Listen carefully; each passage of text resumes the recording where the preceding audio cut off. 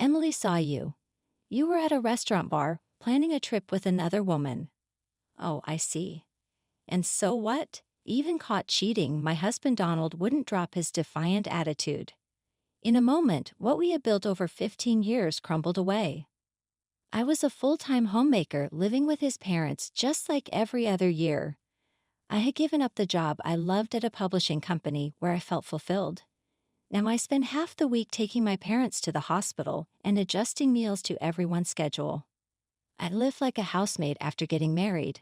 I had no time for myself. The only place I could relax was in our bedroom. Despite the spacious house, I had chosen this life because I wanted to be with my husband. The option of leaving never crossed my mind, so when my adulterous husband said, "We can get a divorce," I was at a loss for words. Feeling more amazed than angry, this is my story. I'm Sophie Johnson, turning 40 this year, leaving my husband Donald, with whom I lived for 15 years, and starting my life from scratch. It all started 2 months ago on the 25th. That day was payday for him, who worked at an electronics manufacturer. Usually his salary would be deposited into our joint account. I would use that money to pay our monthly bills and give him an allowance. In the evening, however, 2 months ago, his salary wasn't deposited into our joint account. I thought there must have been some technical glitch. So when he got home in the evening, I asked him about it. "What do you mean you changed the deposit account without saying anything to me?" He had switched the account to his personal one. "But what about our payments? These bills are due on the 27th. I couldn't keep up with the sudden change and just thought of immediate concern. Without thinking, "Just let me know how much you need, and I'll transfer that amount into the joint account," he said, taking off his suit with his back turned to me. He wouldn't even look me in the eyes. "So why did you change it?" I couldn't think of any reason. In the 15 years we'd been together, we had never changed the account we were saving in. Our joint account, so it wouldn't be a problem if his transfer was late. It's not that our bills would fall behind. So maybe I didn't need to press the issue, but I couldn't help wondering. Why didn't he trust me with our finances? Did I do something wrong? I didn't remember overspending, but I thought maybe I had unknowingly upset him. If so, I needed to apologize. That's what I thought when I asked him. But it seems like he thought I was blaming him. He threw his freshly removed shirt onto the couch and glared at me. "It's my hard-earned money, isn't it?" "Yes, it is. But why do I need your permission to use it?" What? I couldn't understand any of his words. I've been giving him $500 allowance every month. But that was just a temporary arrangement. If his expenses piled up, I would give him more. I asked him what he spent his money on, but I'd never refused to give him more when he needed. As a stay-at-home wife, there have been times when I asked if I could buy something I wanted. But the reverse never happened. "I don't need dinner today." What? But I already prepared. "Never mind, I'll eat out." He got bent out of shape, grabbed his car keys, and went out again. And he seemed strange. For the past 15 years, we've never had issues over money. But suddenly he starts saying it's his money. While cleaning up the food I had prepared, I was upset at my husband's selfish actions. I was frustrated that despite having food at home, he chose to eat out anyway because now he was in charge of the finances. From that moment, he began eating out every night and coming home late at night after I fell asleep. Also, the number of days he told me he was staying at work overnight increased. The fight had completely escalated. Even when we were together, we didn't talk more than necessary. As time passed, it was hard to find a chance to make up, and I started blaming myself. We never had a fight last this long before. It was a minor issue that he changed the bank account without consulting me. If he wants to manage the finances, that's fine. After about 2 weeks of awkwardness, I began to reconsider. Like that, then one day I received a message from Emily, who is my colleague when I worked as a publisher. "Hey, how are you doing? How about lunch soon? We used to go out for drinks after work and spend our days off together when we were single. We both have families now, so we don't contact each other as much, but we try to meet at least once or twice a year." Her invitation came at a good time. I agreed readily, so 2 days later in the afternoon, She and I were sitting in a cafe in the next town. So they moved into the care facility, huh? Yeah, both of them in the same place.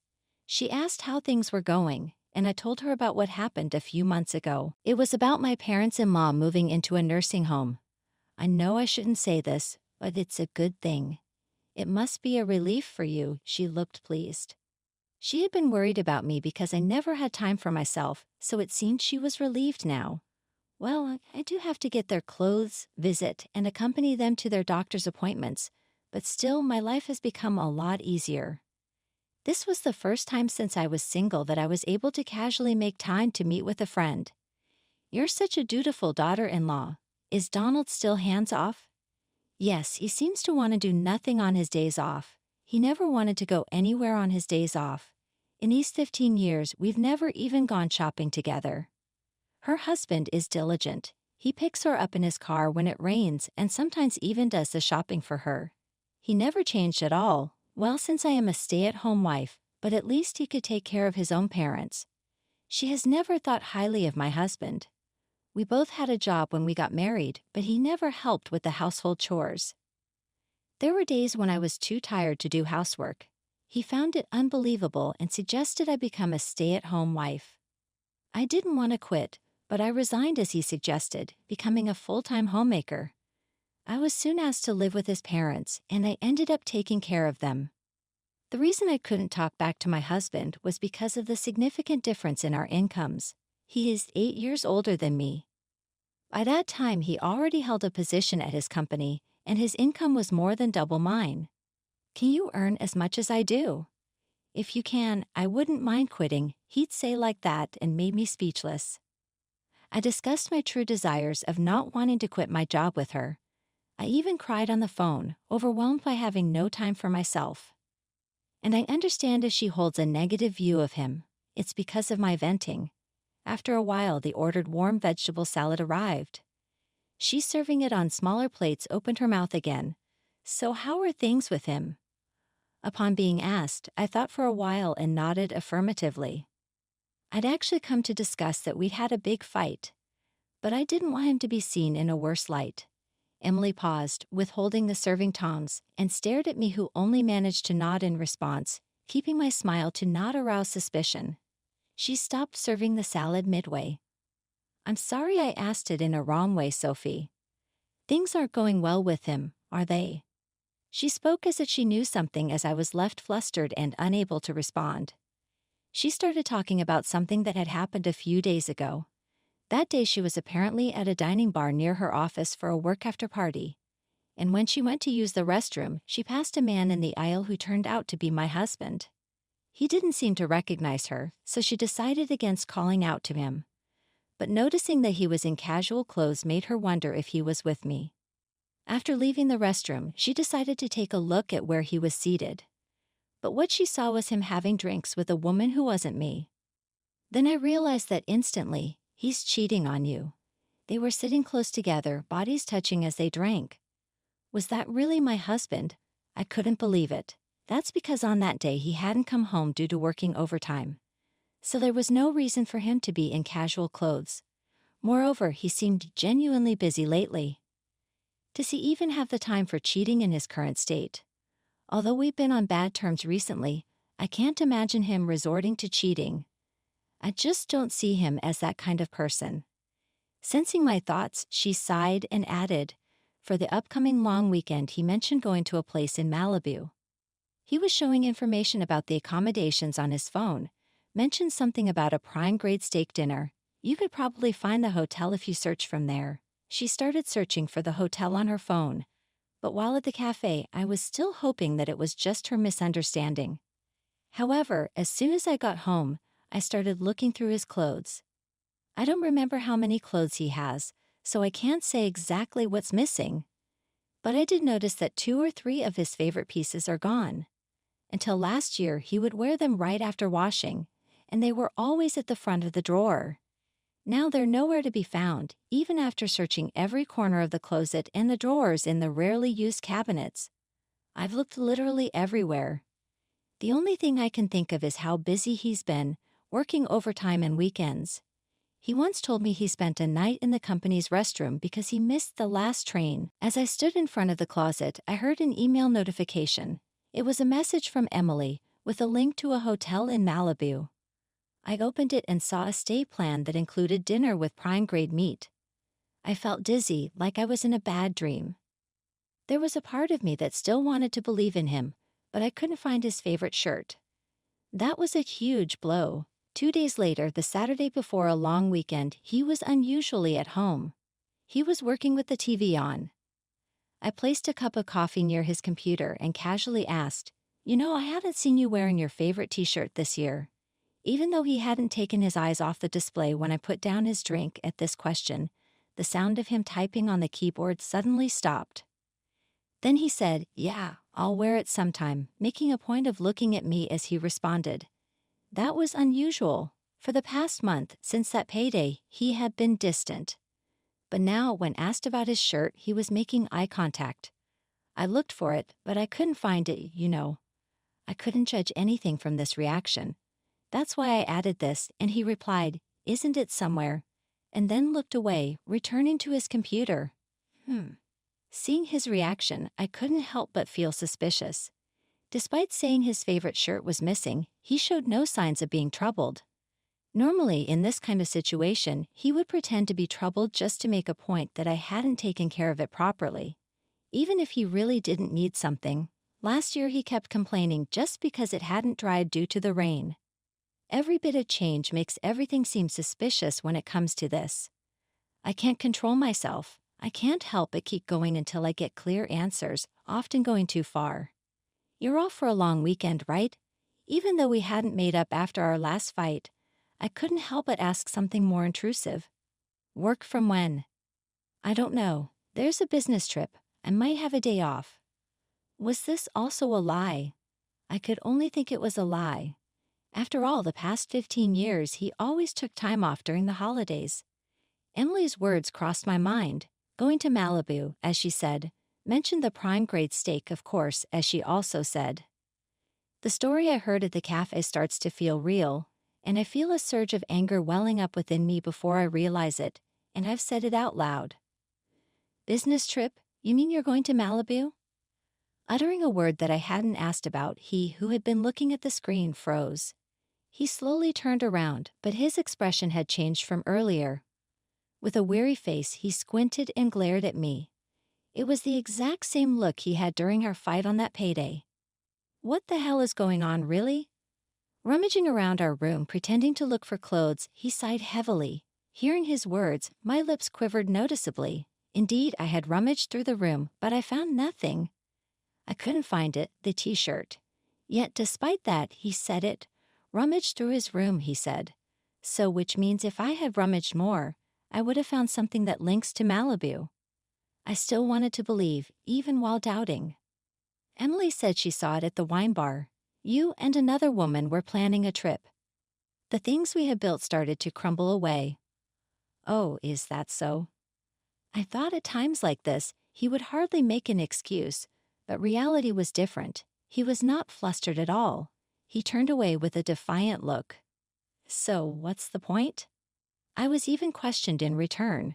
What does he want to hear? When I became speechless out of disbelief, he piled on words. Who do you think you are? I'm working hard to earn money, enough for a stay-at-home wife to live comfortably. He yelled at me loudly, and my head started to ache as I placed a hand on my forehead and took a deep breath. I'm okay with getting a divorce, He uttered those few words. For the past 15 years, no matter what happened, no matter how hard it was, I had tried not to think about it. I was disappointed that he could say it with no hesitation. From that day, he continued to ignore me. Even worse, the moment he found out I knew it, he boldly started communicating right in front of me. All right, I'll pick you up at 7 in the morning. The first time it happened, I was dumbfounded. Was he always like this? The person in front of me was a total stranger. As it was, we entered the long weekend and the day of his trip. I was in the car, driven by Emily, and silently watching him commit infidelity. Sophie, did you get a shot of him putting his arm around her waist just now? Yeah, you should take as many photos as you can. When I told her about my conversation with him on Saturday, she was furious and told me I should break up with such a stupid man. She also suggested that I take photos as proof of his cheating and claim for emotional damages. She spent her much anticipated weekend for this very purpose. The woman he was cheating with was around late 20s or early 30s, slim figure, wearing revealing clothes. Does he have a thing for her long hair? He stroked her hair over and over with a gentle smile on his face. Since he left the house, I'd also left promptly and watched everything from when he picked her up from her apartment, even when he stopped by a convenience store to buy breakfast together, even when they started walking arm in arm in front of the Monterey Bay Aquarium, and now they just entered a hotel together. I took pictures of all of it with my phone, but each time I pressed the shutter, I pondered over what I was doing. I knew it, but seeing it with my own eyes made me really sad. But I didn't shed a tear. I just stared at his joyful face. That was my day. What do we do now?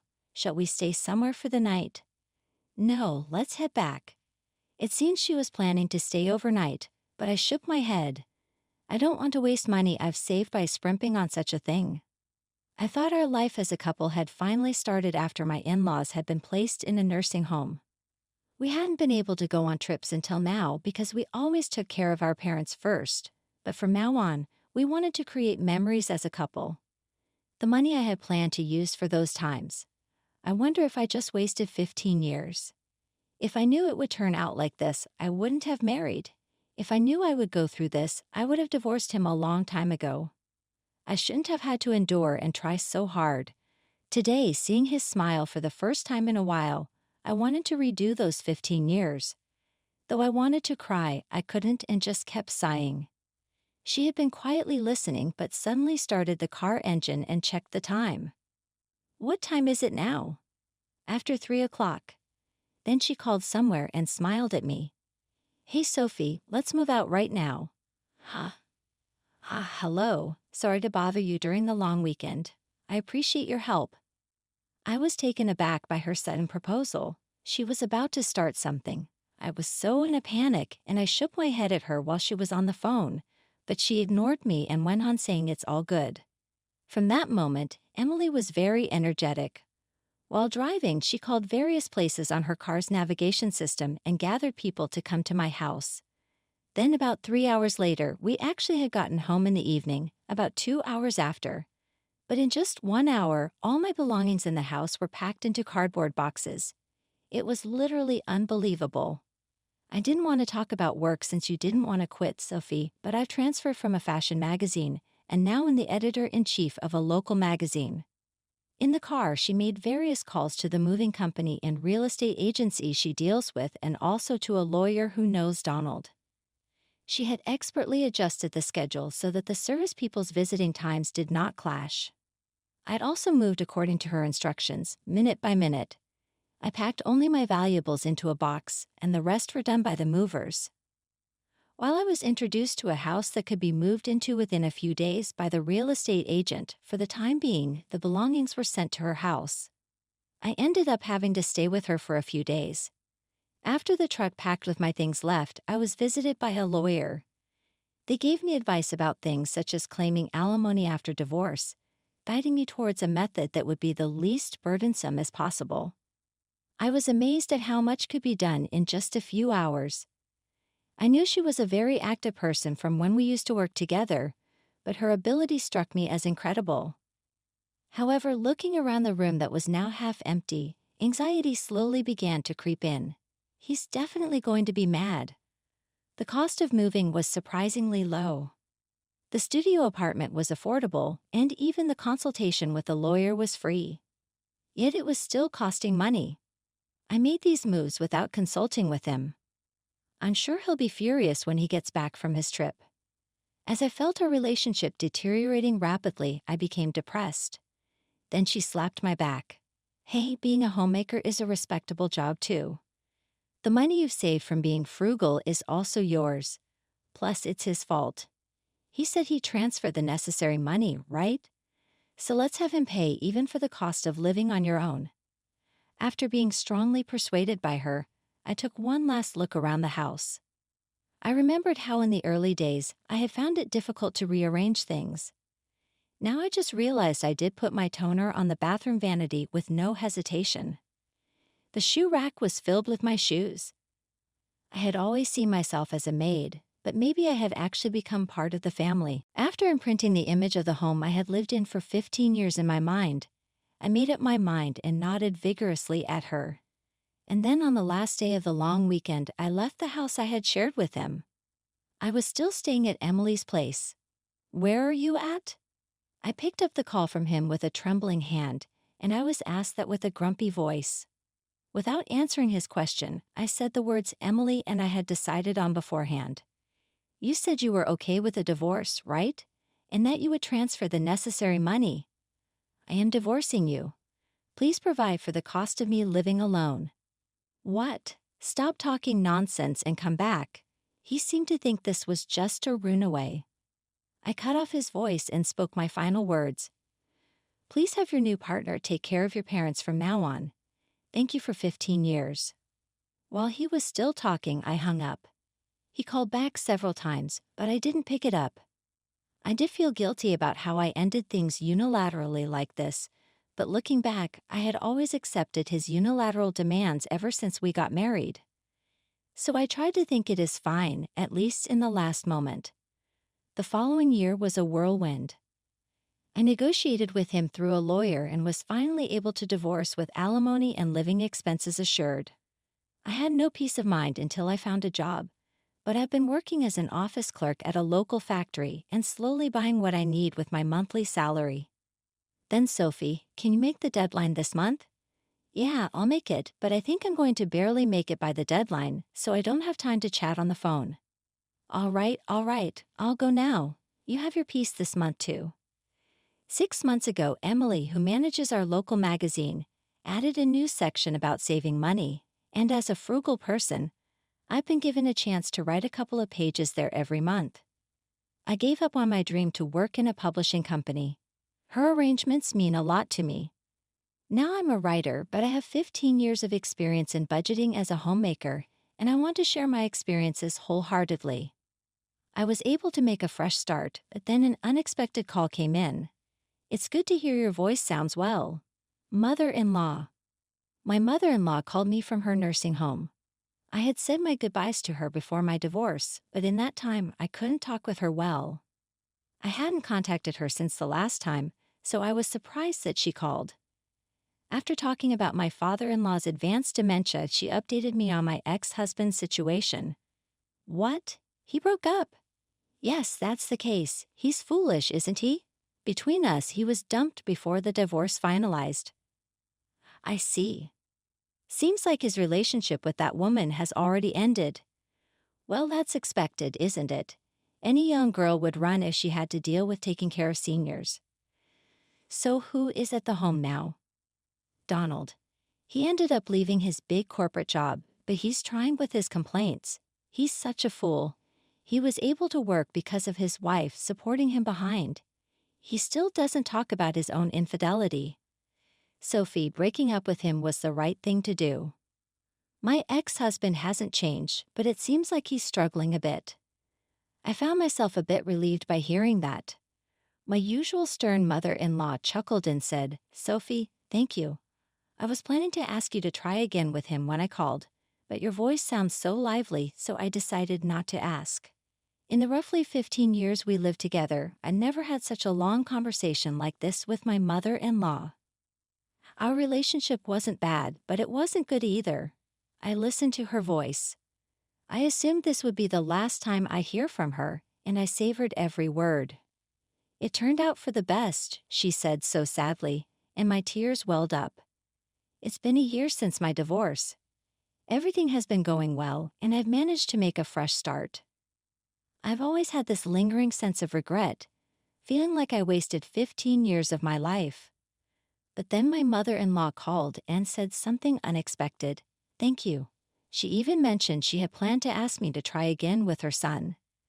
Though there's no chance of getting back with my ex-husband, hearing that from his mother made me genuinely happy.